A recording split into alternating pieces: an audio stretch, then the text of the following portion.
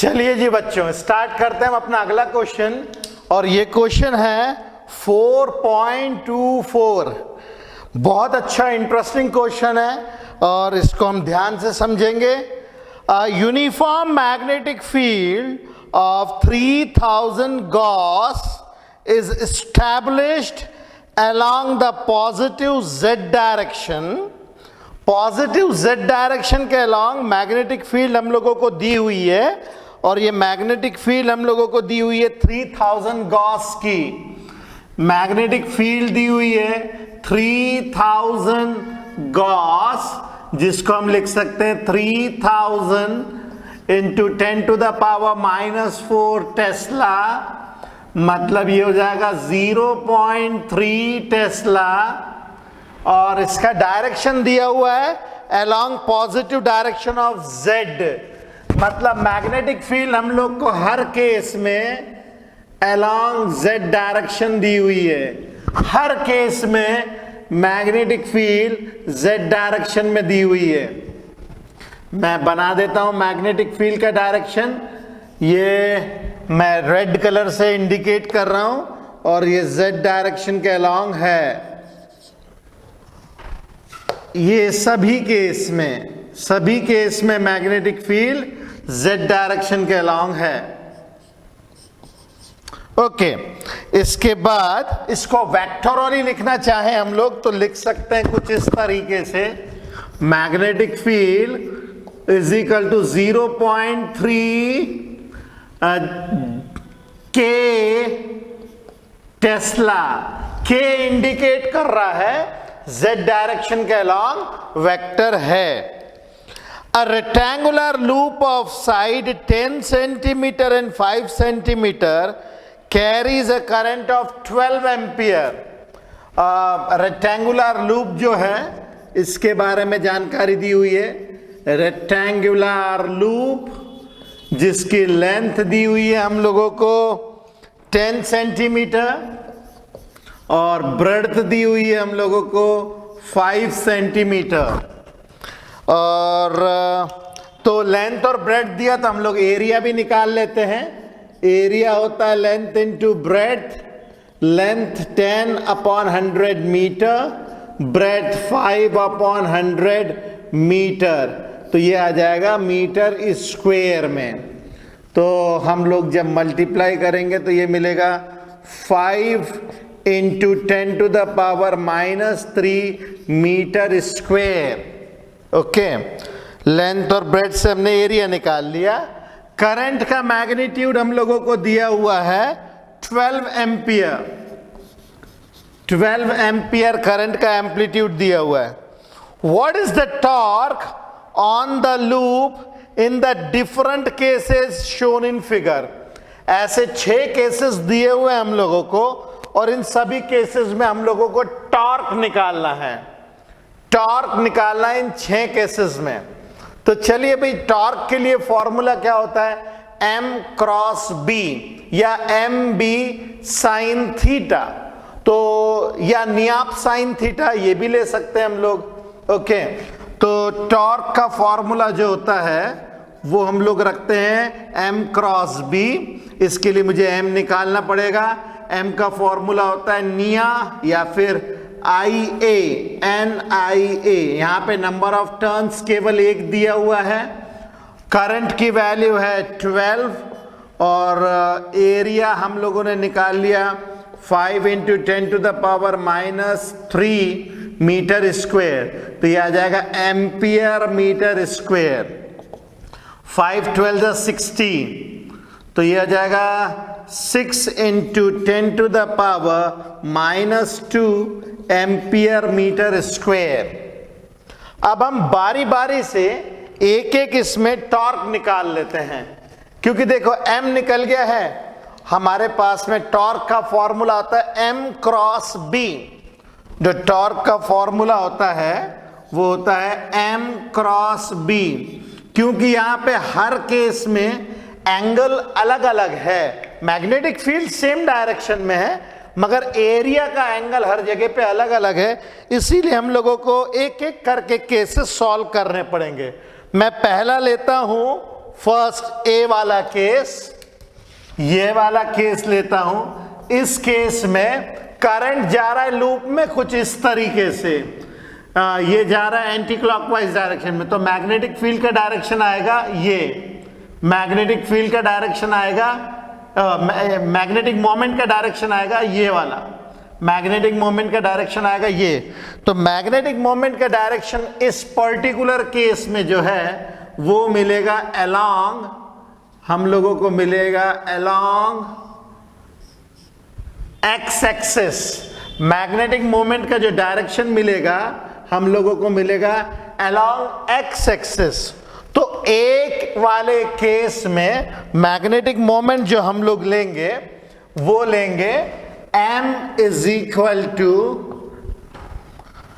6 into 10 to the power minus 2, direction हो जाएगा I के अलोंग, और ये आ जाएगा एम्पियर मीटर स्क्वायर। ये मैंने वेक्टोरली बताया है। तो अब इसमें टॉर्क कैसे निकालेंगे? तो टॉर्क मैं यहां पे सॉल्व कर लेता हूं, मैग्नीट्यूड ऑफ टॉर्क निकाल लेता हूं। मैग्नीट्यूड ऑफ टॉर्क आ जाएगा एम बी साइन थीटा। तो इस पर्टिकुलर केस में एंगल जो है एम और बी के बीच में एंगल 90 डिग्री है। बी जेड डायरेक्शन में है, एम एक्स डायरेक्शन में है, तो इनके बीच में एंगल होगा 90 डिग्री।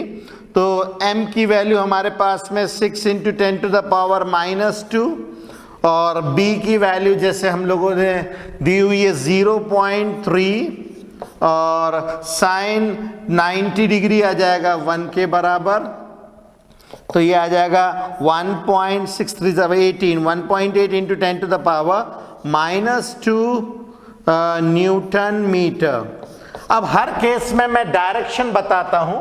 इस केस में b है हमारे पास में, b की वैल्यू हमारे पास कितनी है 0.3 के टेस्ला।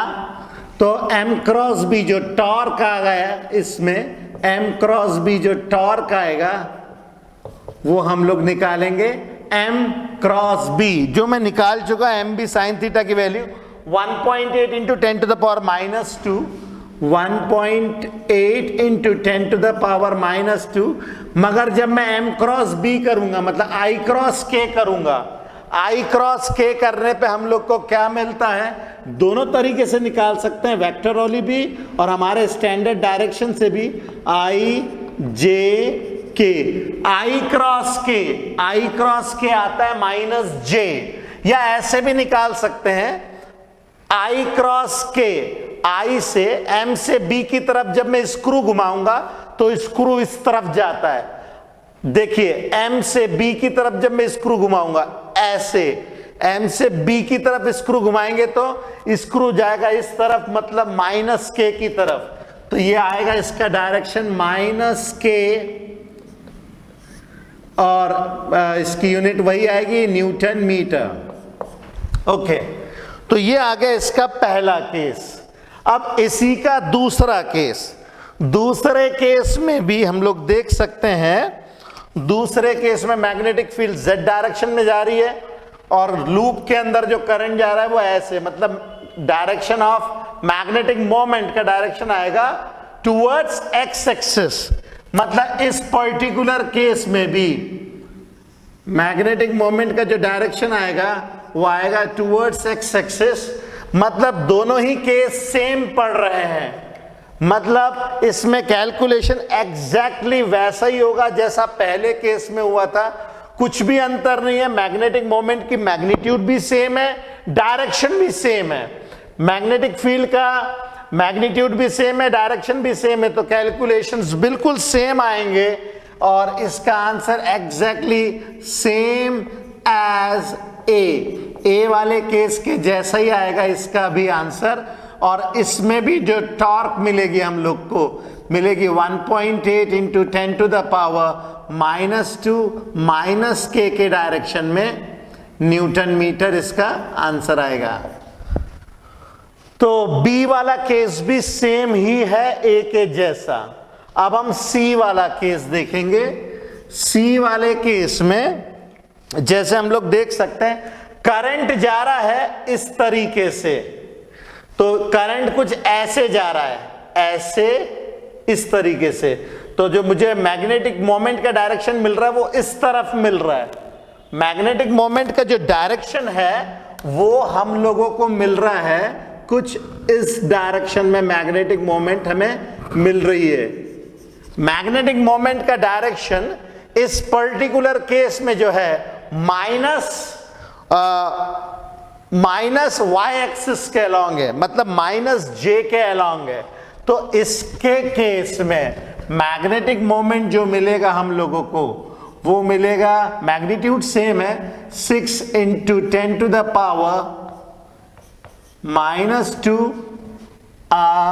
डायरेक्शन है -j, डायरेक्शन इसका -j ampere metre square. Magnetic field तो हमारी सेम है हर केस में, यह है 0.3 K टेस्ला। तो टॉर्क जो मिलेगा that will be m cross b के हिसाब से, मैग्नीट्यूड वाइज तो उतना ही रहेगा 1.8 × 10⁻⁻²। डायरेक्शन हम लोग को देखना पड़ेगा। अगर मैं डायरेक्शन लूं m से b की तरफ, ये देखिए मैं स्क्रू घुमाता हूं राइट हैंड से m से b की तरफ, m से जब b की तरफ स्क्रू घुमाता हूं तो स्क्रू अंदर जाता है, मतलब इसका डायरेक्शन आएगा -I, इसका डायरेक्शन आएगा -I। और ये डी पार्ट थोड़ा सा टिपिकल है, थोड़ा सा टिपिकल है। इस केस में जो हम लोगों की एक्सिस दिखाई है, वाई एक्सिस, एक्स एक्सिस और Z axis, X Y plane के ऊपर, एक्स वाई प्लेन के ऊपर हमारा जो लूप है वो ऐसे ना रख करके 30 डिग्री से इस तरीके से इन लोगों ने इंक्लाइन करके रखा हुआ है। ये अभी पहले और दूसरे केस में हमारा लूप ईदर ऐसा था या ऐसा था। अब इन लोगों ने लूप को 30 डिग्री से ऐसा कर दिया, तो जिसके कारण क्या होगा, जो हमारा एंगल था जो पहले और दूसरे केस में हम लोग को m का डायरेक्शन मिल रहा था ये, या ये चौथे केस में m का डायरेक्शन जो रहेगा वो, क्योंकि 30 डिग्री से हमने इंक्लाइन कर दिया, तो 30 डिग्री से इंक्लाइन करने के बाद एंगल का डायरेक्शन कुछ इस तरीके से आने लगेगा। एंगल का डायरेक्शन, m का डायरेक्शन कुछ इस तरीके से आने लगेगा। ये जो है एक्स एक्सिस के अलोंग और ये कुछ इस तरीके से जाने लगेगा। ठीक है, तो मैग्नेटिक मोमेंट अभी भी परपेंडिकुलर ही है लूप से, मैग्नेटिक मोमेंट अभी भी परपेंडिकुलर ही है लूप से, मगर ये जो है m का जो डायरेक्शन है अभी भी लूप से परपेंडिकुलर ही है। और आप देखेंगे तो जो b है, b का डायरेक्शन ये, और जो m का डायरेक्शन था वो m का डायरेक्शन ऐसे ना आकर के ऐसे आ गया, मगर है तो अभी भी परपेंडिकुलर ही ना। आप देखिए b का डायरेक्शन ये है, b का डायरेक्शन ये, m का डायरेक्शन पहले दूसरे केस में ऐसे था, तीसरे केस में ऐसा हो गया, मगर b और m अभी भी 90 डिग्री के ऊपर ही है। ठीक है, एंगल अभी भी 90 डिग्री ही है। दो वायर्स के ऊपर अभी भी जो है फोर्स नहीं लग रहा है, जो भी लग रहा है केवल इनके ऊपर लग रहा है, मगर m और b के बीच में यहां भी 90 डिग्री का ही एंगल है। तो जब मैं इस m और इस b के अलोंग जब क्रॉस प्रोडक्ट करता हूं, m क्रॉस b, ये m ये b, m से जब b की डायरेक्शन में जाएंगे तो हम लोगों को इस केस में जो टॉर्क मिलेगा वो इस डायरेक्शन में मिलने वाला है। ओके, इस केस में हम लोगों को मिलेगा ये डायरेक्शन में टॉर्क। अब इस डायरेक्शन में हम लोगों को अगर टॉर्क मिला है तो हम लोग अब जो है किस तरीके से इसका एंगल निकाले और मैग्नीट्यूड निकाले, ये हम लोग जरा देखते हैं। जरा देखिए ध्यान से, अगर देखिए ये 30 डिग्री है और इसके पैरेलल यहां पे मैं एक m बना देता हूं, ये कुछ इस तरीके से ये m बना देता हूं।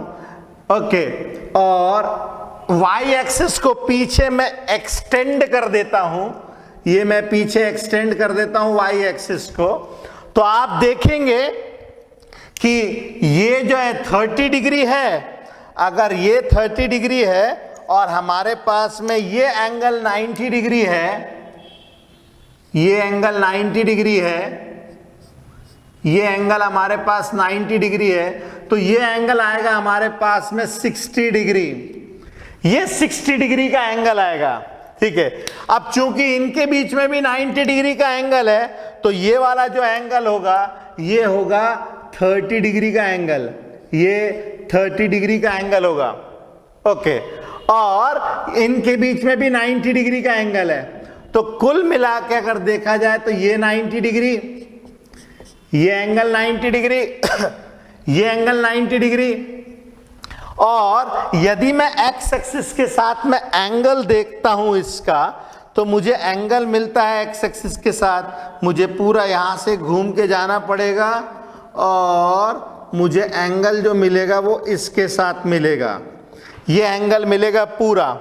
अब जरा देखें ये कितना है, 90 प्लस 30, दिस इज 120 डिग्री। यहां से लेकर के हमारे पास में एंगल मिल रहा है 120 डिग्री का यहां तक के।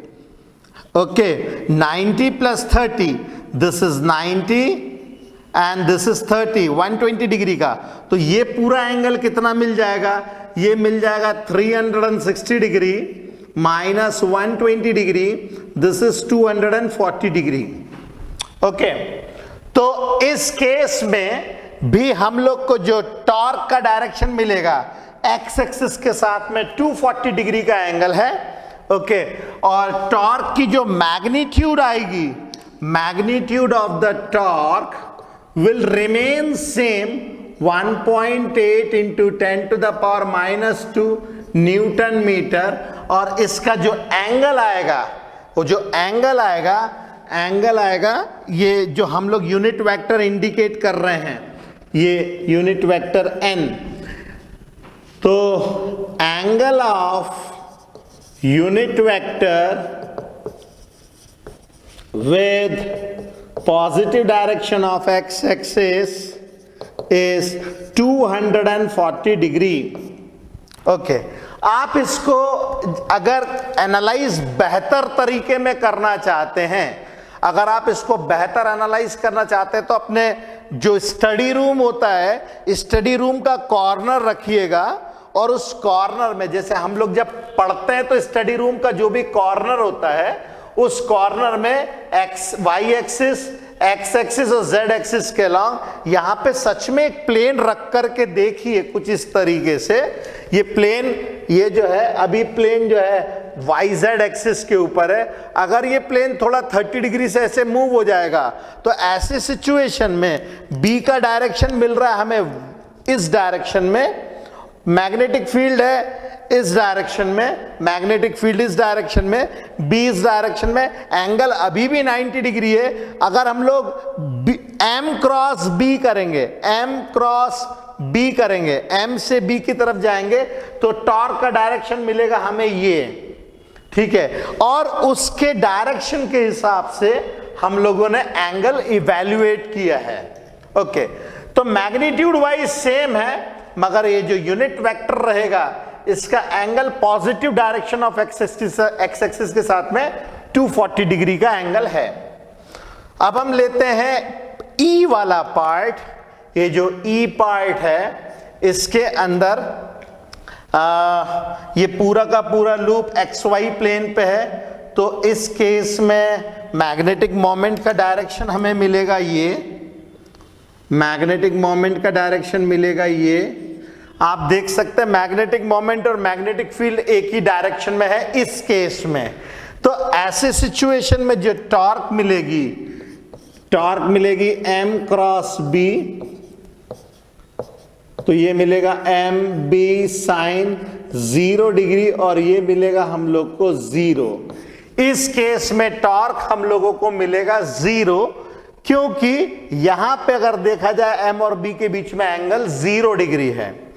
अगला केस देखें तो करंट जा रहा है उल्टा, तो मैग्नेटिक मोमेंट मिलेगा जस्ट नीचे की तरफ, मैग्नेटिक मोमेंट का डायरेक्शन मिलेगा इस केस में नीचे की तरफ, मतलब यहां पे एंगल है 180 डिग्री, तो 180 डिग्री का एंगल रहेगा तो टॉर्क इस केस में भी m क्रॉस b के हिसाब से, मतलब एम बी साइन 180 डिग्री के हिसाब से ये भी मिलेगा 0।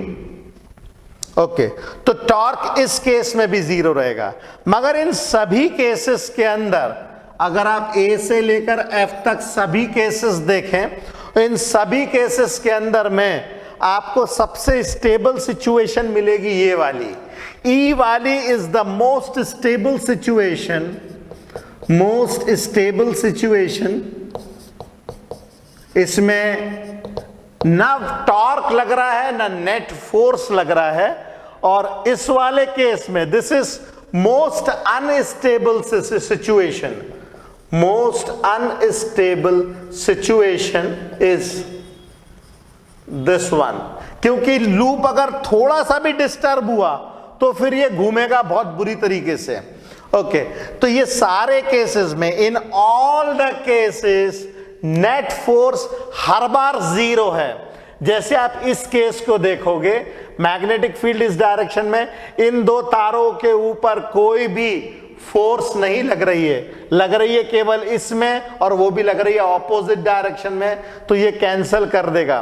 तो यहां पे हर केसेस में in all the cases net force is 0, in all the cases, in all the cases net force is 0, ठीक है।